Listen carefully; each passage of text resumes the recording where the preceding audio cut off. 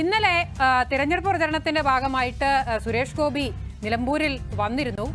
നിലമ്പൂരിൽ നടത്തിയ ഒരു തിരഞ്ഞെടുപ്പ് പ്രചരണത്തിൽ അദ്ദേഹം മുഖ്യമന്ത്രി പിണറായി വിജയനെയും അതോടൊപ്പം തന്നെ റവന്യൂ മന്ത്രി കെ രാജനെയും എല്ലാം തന്നെ പ്രശംസിച്ചിട്ടുണ്ട്. മറ്റൊന്നിനുമല്ല, അദ്ദേഹത്തിന്റെ മണ്ഡലം കൂടിയായ തൃശൂർ പൂരം അത് ഗംഭീരമായി നടത്തിയതിനാണ് ഇവരെ പ്രശംസിച്ചിരിക്കുന്നത്.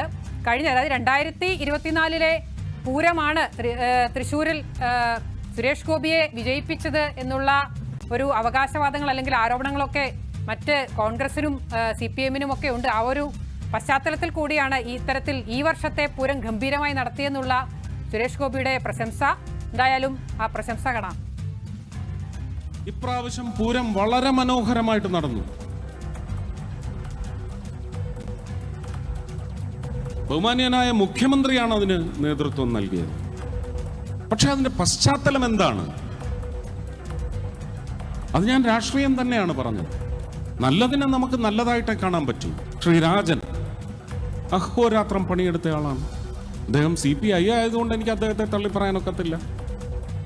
അതാ പറഞ്ഞ വ്യക്തികളുണ്ട്. ആ വ്യക്തികളെ നമുക്ക് കണ്ടെത്താൻ സാധിക്കണം. ആ വ്യക്തികൾ നമുക്ക് ഉപകരിക്കപ്പെടണം.